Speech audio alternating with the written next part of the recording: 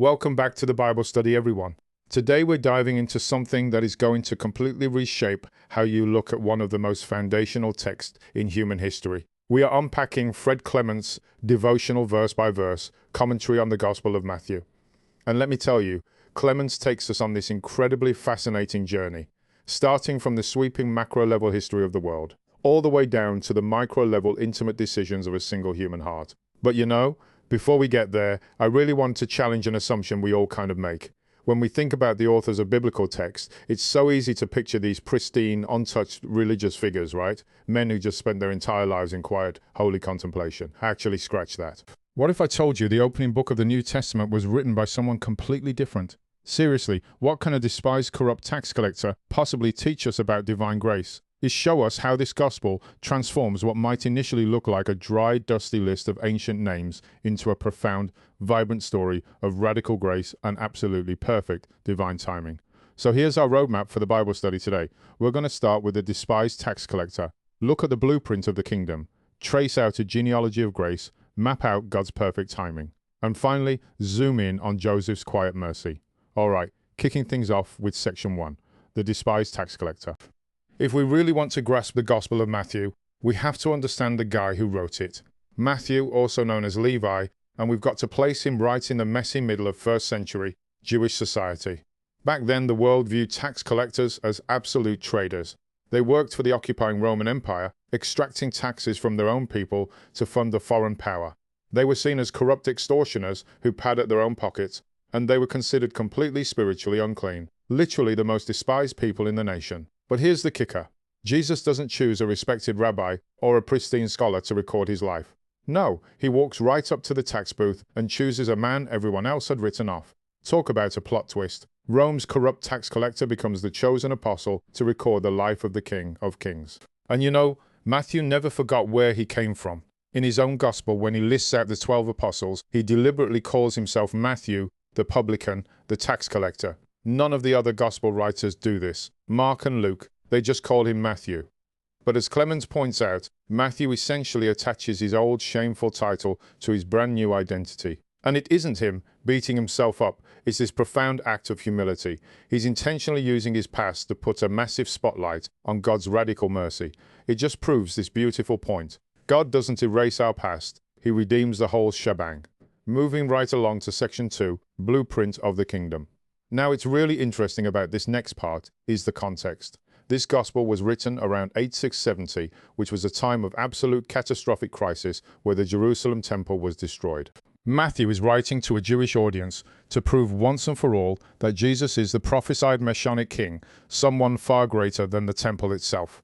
And to do this, he uses a highly unique phrase, the kingdom of heaven. He uses it over 30 times for an audience that was desperately expecting a military conqueror to roll in and overthrow Rome. Matthew is completely reframing their expectations. He's saying, look, this isn't about a worldly political empire. This is about God's rule breaking into the world right now. A kingdom of righteousness, peace, and real power. To lay all this out, Matthew brilliantly structures his text around 5 major teaching discourses.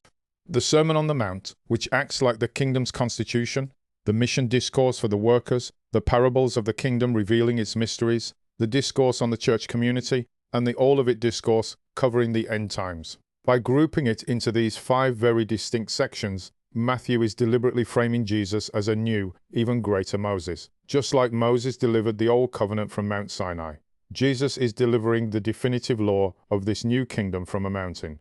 Which brings us to section 3, a genealogy of grace. Now, we are zooming right into chapter 1. In the ancient world, genealogies were basically legal documents. They were critical for establishing legitimacy and inheritance. But Matthew, he uses his genealogy to drop a massive, scandalous theological bomb.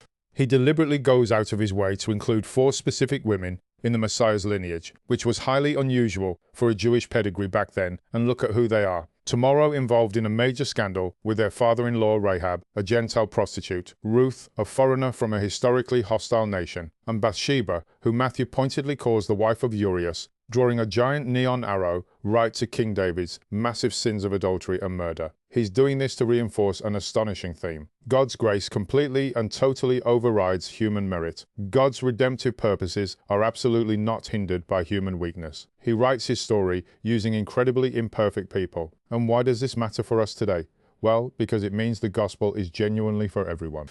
Regardless of your background, your reputation, or any past failures, if God can weave outsiders and the morally broken into the literal physical ancestry of the Messiah, there is absolutely room for you in his kingdom.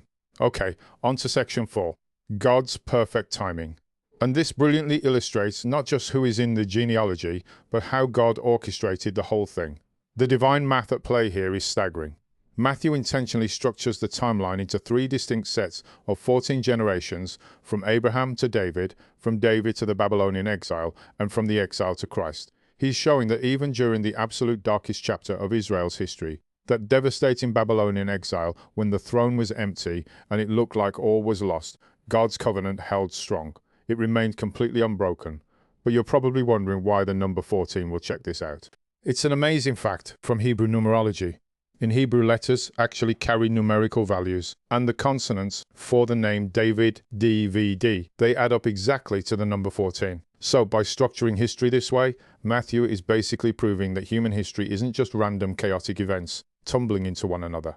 It is a meticulously designed countdown.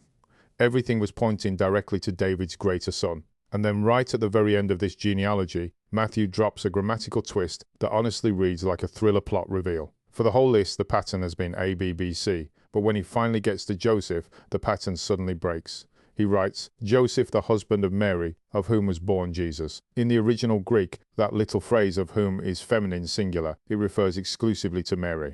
So Matthew is simultaneously establishing Jesus as the legal heir to David's throne through Joseph, while biologically protecting the absolute truth of the virgin birth. It's brilliant. And finally, we hit section 5, Joseph's quiet mercy. So we've gone from this massive macro timeline of generations all the way down into the micro level of the human heart. Joseph discovers that his betrothed Mary is pregnant. How does a just man, a guy fiercely faithful to the letter of the law, handle what looks like the ultimate scandalous betrayal? By law, justice gave Joseph every single right to expose Mary to public disgrace, or honestly, even death.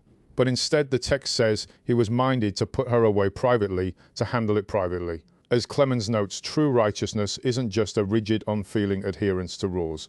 It's the blending of truth and grace, of justice and compassion. It's a type of obedience that outright refuses to condemn and chooses to protect rather than to crush. I mean, think about it. Before Jesus was even born, the man chosen to raise him was already modeling the very heart of the kingdom that Jesus would later preach. This is so relevant for us right now. When we hold up the rules of life, do we use them as a hammer to crush people, or do we balance our truth with tenderness? So wrapping up our Bible study today, I really want to leave you with a provocative question to chew on. Are you building a legacy of rigid rules, or are you writing a story of true righteousness and grace? From Matthew, the despised tax collector, to the scandalous women in the family tree, right down to the quiet mercy of Joseph. The entire thread running through this gospel is grace. I really hope this study into Fred Kleeman's commentary leaves you super eager to explore the rest of Matthew's incredible text. Thanks for hanging out with me today, and keep learning. This video was brought to you by Fred Clements from You Need Faith in Jesus. For more videos, please subscribe to the channel. For free Bible tools, resources, devotionals, and Christian study materials, visit unfeedj.com